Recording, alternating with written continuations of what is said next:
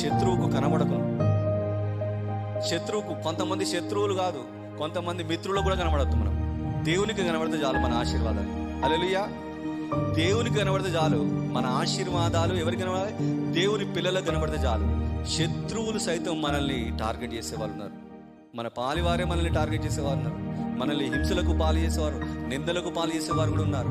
కనుక శత్రువుకు కనబడకుండా కూడా తను గోధుమలను తను ఆశీర్వదించిన దేవుడు పంటనిచ్చాడే. ఈ పంట నాకు ఇష్టం తండ్రి, ఈ పంట నా పిల్లలకు కావాలి, నా కుటుంబానికి కావాలి, నా వారికి కావాలి. ఈ పంట ద్వారా నా కుటుంబము పోషించబడాలి తండ్రి అని చెప్పేసి దుఃఖంతో, వేదనతో తను దేవునికి మొరపెడుతూ తన చేతి కష్టార్జితమును గురించి ఆయన మనస్సులో తన అంతరంగములు కుమిలిపోడుచుండగా యెహోవా దూత అతని దగ్గరికి వచ్చి, నువ్వు పరాక్రమశాలివి. హల్లెలూయా. నువ్వు పరాక్రమశాలివి. ఎందుకు ఈ దినాన నువ్వు కృంగిపోతున్నావు? ఎందుకు ఈ దినాన నువ్వు ఎందుకు